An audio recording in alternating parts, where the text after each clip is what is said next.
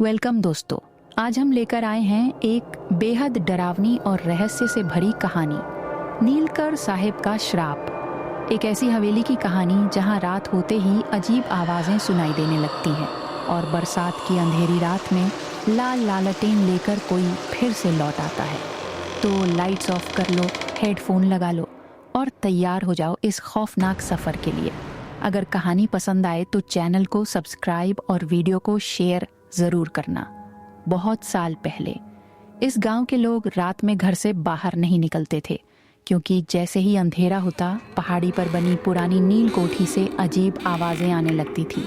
कभी रोने की, कभी हंसने की और कभी लालटेन लेकर किसी के चलने की आहट। लोग कहते थे वो कोई साधारण आत्मा नहीं, वो था नीलकर साहिब। एक समय इस गांव का सबसे क्रूर आदमी था वो। गरीब किसानों पर जुल्म करना, लोगों को गायब कर देना, यही उसका शौक था।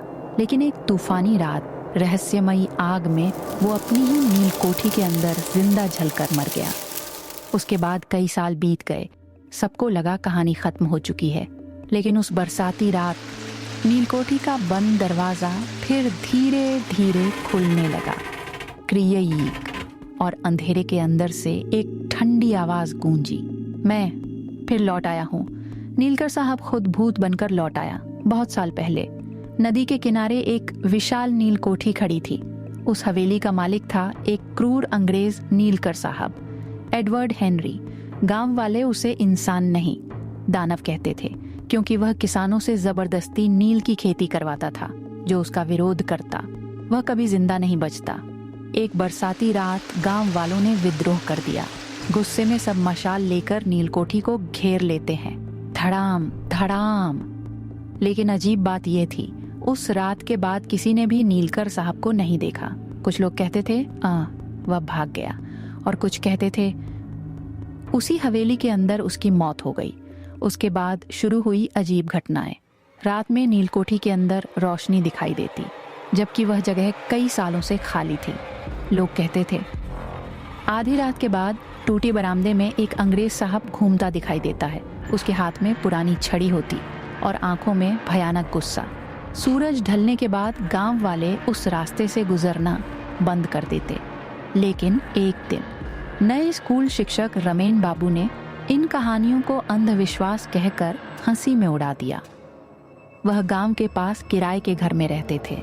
हर रात खिड़की के पास बैठकर किताब पढ़ते। एक रात अचानक उन्होंने सुना, ऐसा लग रहा था जैसे कोई भारी बूट पहनकर चल रहा हो। आवाज़ नील कोठी की तरफ से आ रही थी। रमेन बाबू ने खिड़की खोली, क्रीक, और तभी उनका खून जम गया। अंधेरे में एक लंबा अंग्रेज खड़ा था, भीगा हुआ कोट, सफ़ेद पीला चेहरा और हाथ में पुरानी छड़ी। वह आदमी धीरे धीरे सिर उठाता है। उसकी आंखें पूरी काली थीं। फिर बहुत धीमी आवाज़ में बोला, नील के खेत अभी ख़त्म नहीं हुए। अगली सुबह रमेन बाबू ने गांव वालों को सब बताया, लेकिन किसी ने उनकी बात पर विश्वास नहीं किया। कुछ दिनों बाद रमेन बाबू बदलने लगे। वह क्लास में अजीब अंग्रेजी बोलते, गुस्सा आने पर मेज पर छड़ी मारते, ठाक, और कभी कभी फुसफुसा कर कहते, सबको फिर से काम पर लगना होगा। एक रात गांव के कुछ लोग हिम्मत करके उनके घर गए। दरवाज़ा थोड़ा खुला था। अंदर जाकर उन्होंने देखा, रमेन बाबू आईने के सामने खड़े हैं, लेकिन आईने में उनका प्रतिबिंब नहीं था। वहां खड़ा था वही नीलकर साहब। अचानक पूरे कमरे की हवा बर्फ जैसी ठंडी हो गई और एक भारी आवाज गूंजी, मैं वापस आ गया हूं। ये सुनते ही गांव वाले डर कर दरवाजे की तरफ भागे, लेकिन धड़ाम, दरवाजा अपने आप बंद हो गया। कमरे में सिर्फ हरिकेन लैंप की हल्की रोशनी जल रही थी। रमेन बाबू धीरे धीरे सबकी तरफ मुड़े, लेकिन अब वह रमेन बाबू नहीं लग रहे थे। उनकी आंखें पूरी सफ़ेद हो चुकी थीं। चेहरे पर डरावनी मुस्कान थी। अचानक वह अंग्रेजी में चिल्लाए, no one leaves this land. तभी कमरे की सारी खिड़कियां एक साथ खुल गईं। हूँ, बाहर तूफान शुरू हो चुका था। आसमान में बिजली चमक रही थी। गड़गड़ाम। गांव वाले पूरी ताकत से दरवाज़ा खोलने की कोशिश कर रहे थे। तभी कमरे के कोने से एक और आवाज़ आई। ऐसा लग रहा था जैसे कोई भारी बूट पहनकर सीढ़ियां उतर रहा हो, लेकिन उस घर में तो कोई सीढ़ी थी ही नहीं। एक आदमी ने डरते डरते पीछे देखा। और फिर जोर से चीख पड़ा।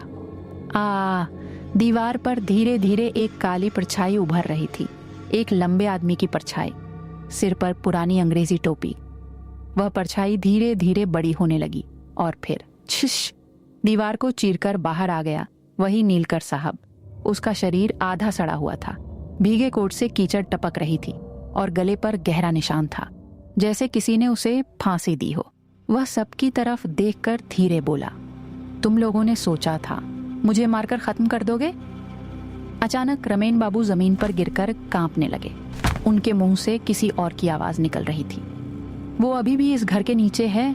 गांव के एक बूढ़े ने डरते हुए पूछा। कौन? रमेन बाबू ने धीरे से नीलकोठी की तरफ उंगली उठाई। उसकी लाश। सब चुप हो गए, क्योंकि गांव की पुरानी कहानी में कहा जाता था, विद्रोह वाली रात नीलकर साहब को मारकर नीलकोठी के नीचे दफना दिया गया था और इसी वजह से उसकी आत्मा कभी इस जगह को छोड़ नहीं पाई। तभी बाहर से एक बच्चे के रोने की आवाज आई, माँ दरवाजा खोलो। लेकिन गांव वाले जानते थे उस हवेली के आसपास कोई बच्चा नहीं रहता। बच्चे के रोने की आवाज धीरे धीरे और तेज होने लगी।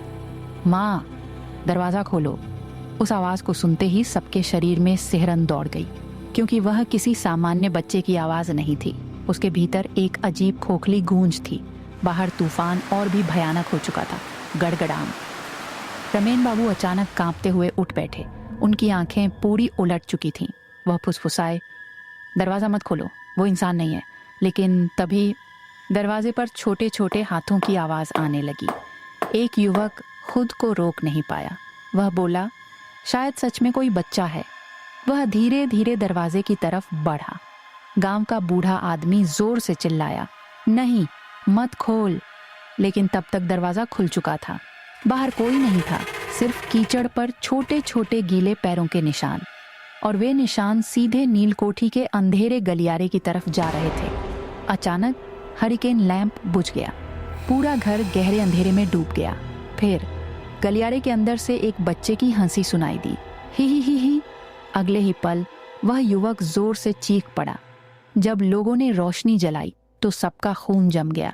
वह युवक दीवार से लटका हुआ था, जैसे किसी अदृश्य ताकत ने उसका गला पकड़ रखा हो, और उसके नीचे खड़ा था एक छोटा लड़का।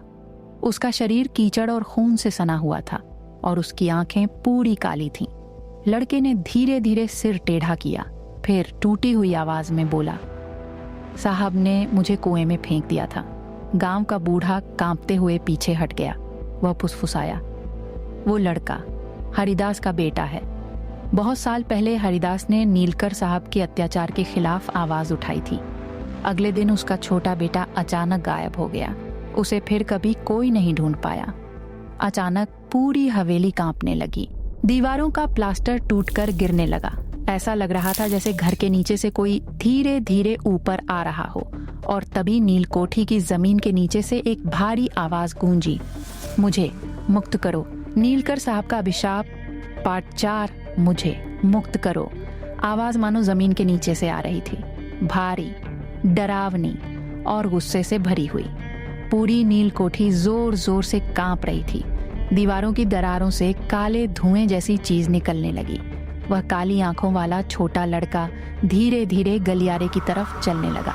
रमेन बाबू अचानक चिल्लाए, उसके पीछे जाओ वरना सब मर जाएंगे।